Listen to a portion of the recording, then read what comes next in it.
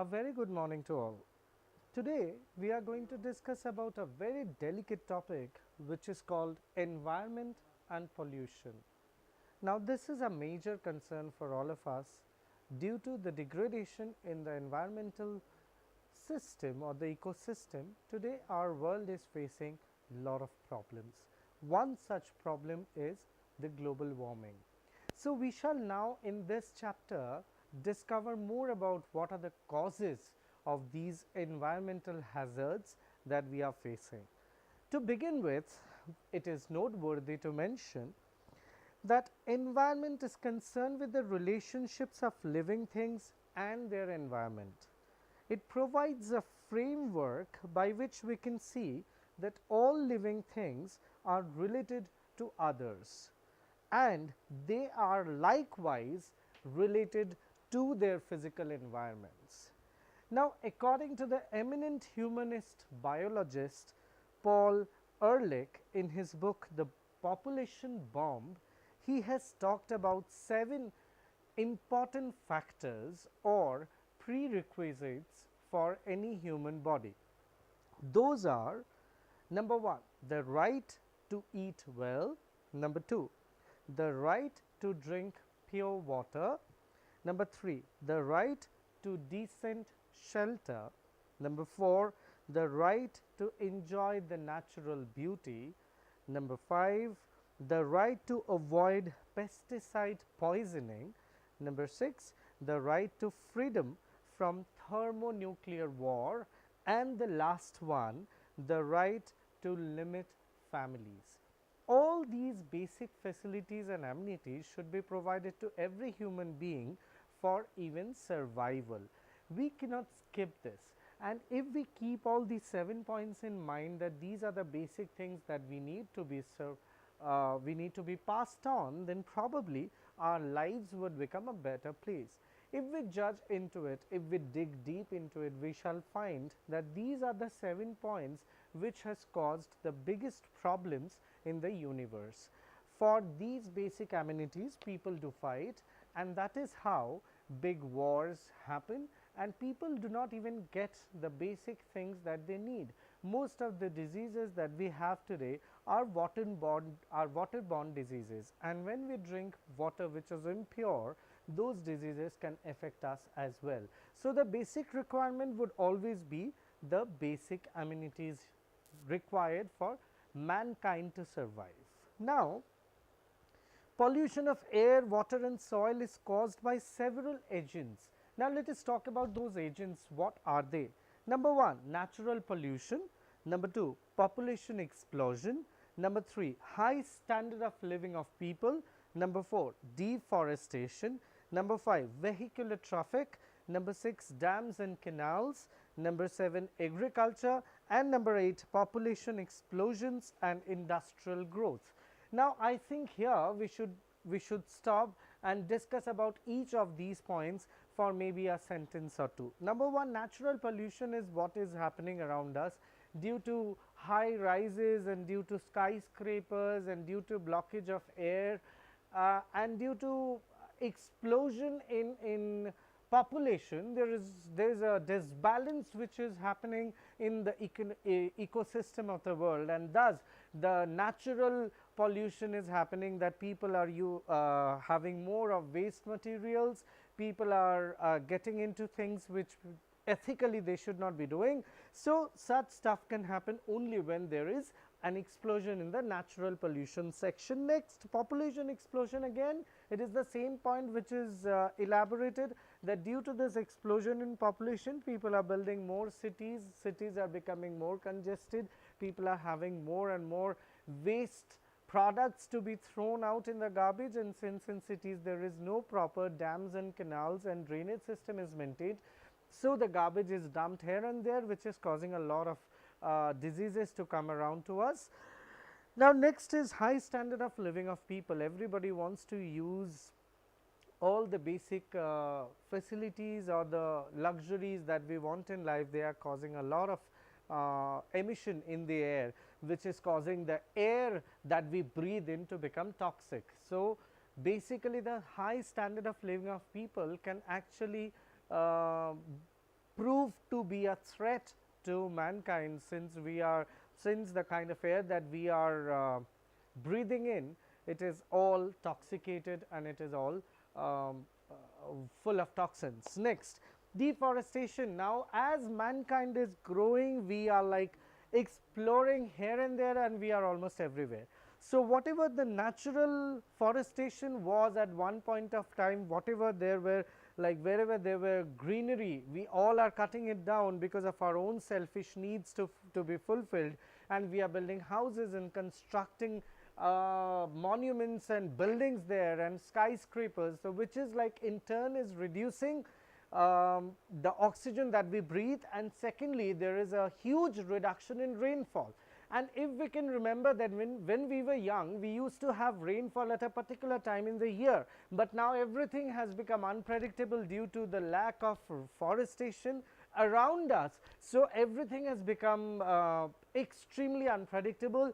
The global temperature has soared high, and it is actually going up. The graph is going up, and people do not know when it is going to rain, how long is it raining, because nothing is within control now, because if it does not rain, it is almost a drought. When it rains, it is almost a flood. So, everything that is happening around us is becoming extreme due to a disbalance in the forest system. Any country for that matter to have proper rainfall and temperature controlled should have at least 30% of its land mass covered in forest, but India unfortunately is much below than that. So, it is more of an alarm for all of us to understand that we should plant more trees and stop cutting of trees in this country, and even globally we should do the same. Next is vehicular traffic. As we are more into luxury, we all of us want to have our own two-wheelers and four-wheelers, which is again getting into a lot of pollution into the air, a lot of pollutants in the air, and which we inhale, and it is not good for our health and lungs. And again like kind of our brain growth is also at like at a pause somewhere, because we are so much trapped into this luxury thing that it is almost impossible for all of us to come back to natural life. Next, dams and canals. As we know that drainage system in every modern city is going down, it is deteriorating. Rather, it should be vice versa. With people living, with people growing all around us, we should be more relying into dams and canals, but it is just happening the reverse with us. All the dams and canals that used to exist now, almost they are they have come down to zero, because people do not take care of them. We throw a lot of garbage into it. There is a lot of use of plastic bags, which is like blocking all the dams and canals, and the water that still exists there has become extremely toxic. So, it is not good for anybody to use them. Forget about drinking, even not for regular household works. We cannot use the water that is already there in dams and canals, because it is truly toxic by nature. Next is agriculture. Now, agriculture, whenever we talk about it, there is a huge population blast, and there is a demand for everything which is growing day in, day out. As a result, people are forced to produce more than it should be producing naturally. So, as a result, we are using a lot of pesticides, a lot of other chemicals which can improve the growth, in a considerable amount, without even giving an eye to what we are intaking. The growth, the quantity is definitely increased, but the quality has decreased to a very considerable amount. As a result, whatever we are intaking, it is all kind of poison for us in some way or the other, be that fruits or vegetables or the water that we buy from outside. Everything is intoxicated. Everything that we use is like used in some kind of a grown in some kind of an environment which is not suitable for human beings to take in. And the last point is population explosion and industrial growth. With the growth of industries, as we all know that industries require a lot of water into it for some reason or the other. So, mostly all the big industries and factories are built on the sides of the river, but that is not the problem. The problem starts when these industries treat their waste into the dams and canals and rivers around it without treating their toxins, without treating their waste material. So, without any treatment, they are just dumped into the rivers and canals, which is again making the entire river intoxicated and not good for using for human beings, or for that matter for any animal as well. So, no industry should be dumping their waste materials into rivers and canals and dams uh, just to reduce their cost. They are doing it, but they are actually costing our lives, which we are still not very aware of. And by the time we get to know and understand about all this, I think that would be too late for us to understand. Okay, now let us move on to the next part of this chapter, which is industrial establishment and pollution. As I was just discussing, let us elaborate on this point a little more. The severest industrial pollution, the Bhopal gas tragedy in 1984, had killed thousands and disfigured several thousands others. The river Ganga has become severely polluted due to discharge of untreated effluents from jute mills, paper mills and chemical plants located on the banks of the river, as I was just explaining this point. Carbon dioxide emission caused by burning of fossil fuel are posing serious threat to the well-being of people.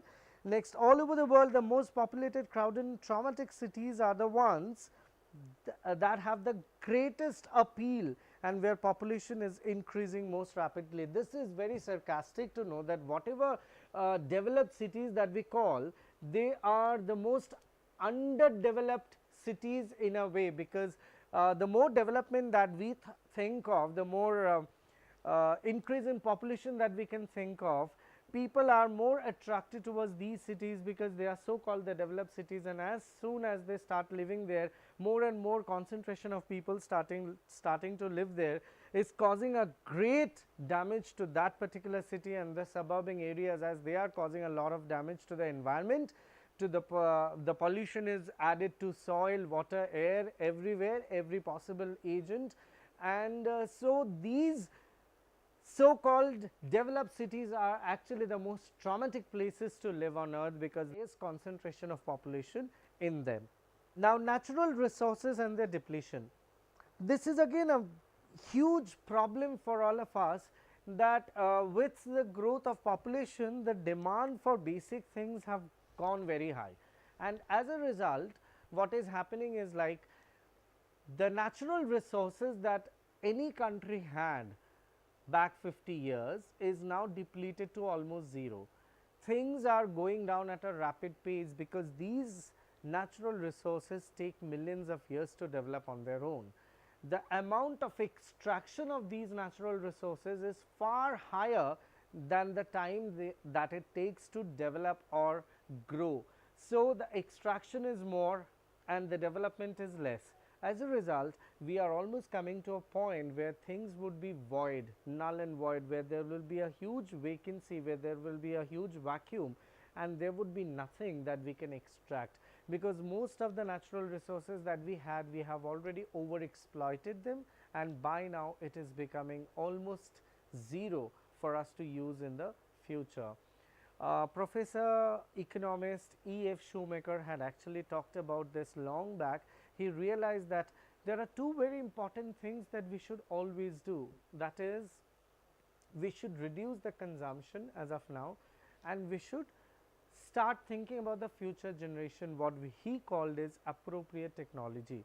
Now, appropriate technology is a concept there where the present generation would reduce the usage of natural resources for now, and that would be kept, at least some parts of it, for the future generation to come and use, because they will be left with nothing if we keep on continuing at the pace that we are doing it right at the moment. So, we need to reduce consumption and we need to conserve it for the future generation to use. Natural resources are given to mankind by nature. Such resources are essential not only for development of economic activities like agriculture, industry, etc., but also vital for existence of life on earth. Natural resources can broadly be classified into renewable or replaceable resources, which are the ones that can be renamed over time or are automatically renewed, and number 2, non-renewable or non-replaceable resources, which are there in limited quantities and the rate of exploitation determines the number of years for which such resources can be consumed. Minerals fall largely in this category. All the minerals that we can name off, like coal, petroleum, iron ore, iron, aluminum, mica, whatever comes to your mind, they all come under this category. So, they take a longer period of time to develop and people are over exploiting them. So, we are actually losing out on all the minerals that we can name off.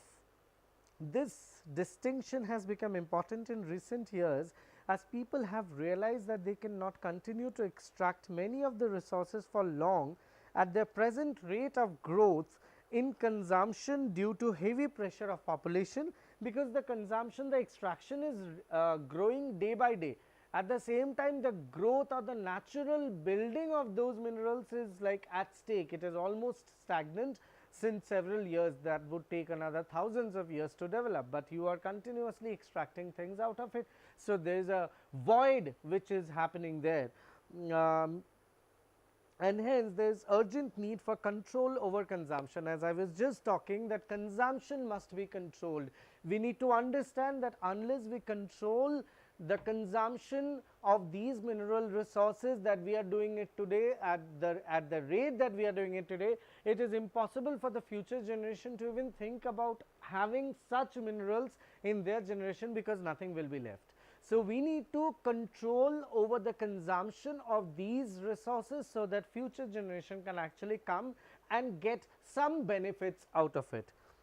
People also realize that nature takes its own time to replete the renewable resources, and there are so much there are some resources like forests and water that are vital for the point of view of maintaining ecological balance, and hence consumption of renewable resources too needs careful supervision. So, consumption of these natural resources like water and and forestation, trees, plants, and all the like minerals and the other natural resources, they all need very careful supervision, and we need to be very careful and wise while using them, how to use, how much to use, and where to use and when to use. India is rich in natural resources. Possession of natural resources by itself does not ensure development. It has to be supported by availability of technology for extraction and processing, and capability to support development of processing and a variety of other downstream industries. See, basically India is a land where there are so many natural resources to be found, but possession of natural resources do not get you into some kind of surety that you would be a rich thing. You need to have extreme advanced technology and the knowledge to be able to extract it. So, unless you have that knowledge and the technology to extract the natural resource that you have in your country, having that in your country would become totally useless, because you need to know the right way and the right knowledge and the right technology to take it out, so that you use it to the fullest without causing any harm to humanity or the environment. So, you need to have the right kind of knowledge to be able to extract those natural resources out of your country.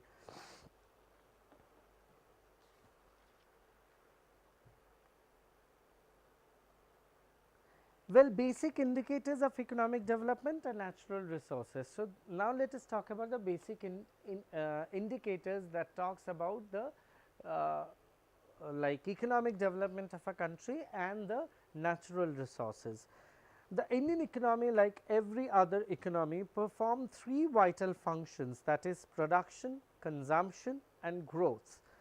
While USA, Sweden, West Germany and Japan are developed countries or economies with technologically advanced agriculture, industry, transport and communication system, etc., the Indian economy has been struggling to become a developing country, and it has been long fight that Indian economy is still trying to make its position in the world. Economists world over have indicated certain features of underdevelopment. Now, we always say that India is an underdeveloped country. Now, let us actually have a look at the points which make India still an underdeveloped country. Number one, low per capita income. Here the per head income of people of India is extremely low, and I shall explain you why. Maybe there could be a family of 5 members and there is only 1 or 2 people who are earning. So, the rest of the 3 people are actually dependent on those 2 people who are earning. So, even if one person is earning 50,000 and there are 5 members, so his income particularly is good 50,000 rupees, but when you distribute that into the number of heads that he is serving to, which is 5, his income becomes 10,000 per capita per head.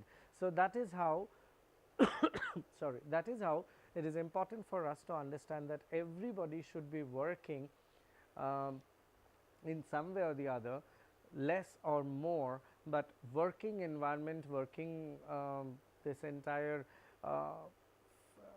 entire practice of being a professional worker is important to get into the heads of Indian people, so that the per capita income goes up. Number 2, in equitable distribution of wealth and income. Here in India, we find people who are extremely rich, at the same time we find people who are extremely poor and below poverty lines. So, there is a disparity in distribution of wealth and income, which is causing a lot of problems for the whole of the country to come up as an economy. Number 3, heavy dependence on agriculture. India is primarily an agricultural country, understood, but it used to be when there was less population, but now with the growth of population and with the modernization and globalization happening all around us, should we still stick to this agricultural thing? And even if we do, isn't it a good idea to have agriculture which is technologically advanced? But in India, we are still using the primitive methods of agriculture, which is not getting us anywhere, because a farmer's family is not even, the requirements are not fulfilled. So, if the farmer cannot produce in bulk, then the farmer will not be able to sell it outside. Then whatever income that he could make is now stopped, and he is not getting a chance to earn more money, because whatever cultivation he is doing, it's good enough for his own family, sometimes is not even good enough for his own family. So, forget about the concept of he selling out the crops to other people. So, the economic status of the people is actually going down, and the only reason is the primitive methods used for agriculture. We should use more of modern technology to get more cultivation, more results, so that that can be sold to the market and people can actually buy them and farmers can make profit out of it.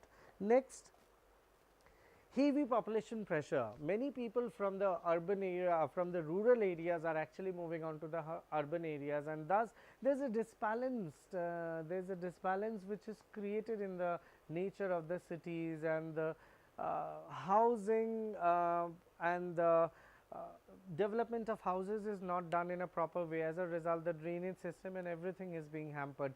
So, one thing is related to another thing, and thus the whole ecosystem, the ecological balance is now totally finished. And so, to come back to that era where things are running smoothly, we have to start from the scratch, we have to start planning from the beginning. Next, unemployment and underemployment. Unemployment, we totally understand. In India, there is a lot of unemployed people, but underemployment is again another problem that we are facing, because people who are earning, they are earning something, but they are not earning good. So, for some reason there is always a problem that people, what they deserve, they are not doing that, they are not earning as much as they should be earning. So, underemployment is again posing a threat to the people. Next, capital scarcity and low rate of capital formation. There is a capital scarcity, since people do not live in harmony, since people do not have enough of money for them to be invested in business, there is always a capital scarcity. So, new business, new industries are not growing. As a result, no new people is actually getting jobs. So, underemployment, unemployment is again related to this point, capital scarcity and low rate of capital formation. Next is use of primitive technologies. Now, as I was explaining earlier that people here use primitive technology, industry as well as agriculture. As a result, we are not getting the amount of crops that we should be getting, because the time and effort and money whatever is invested there is all going at a loss, because the technology that they are using over and over again, which is making the soil unfertile, and as a result we are not getting the kind of crops or the kind of amount of crops that we should be getting. So, these are a few points which needs to be taken care of if we want to improve our country economically and make our country an economically grown country. So, to have our economy moving one step ahead, it is very important for us, or I would say it is crucial for us to understand what are the reasons which is pulling us behind and how we can overcome and we can keep moving forward. So, this much I would be talking about for the day, and in my next lecture I would be discussing a few more important points related to this environment and pollution. Thank you so much.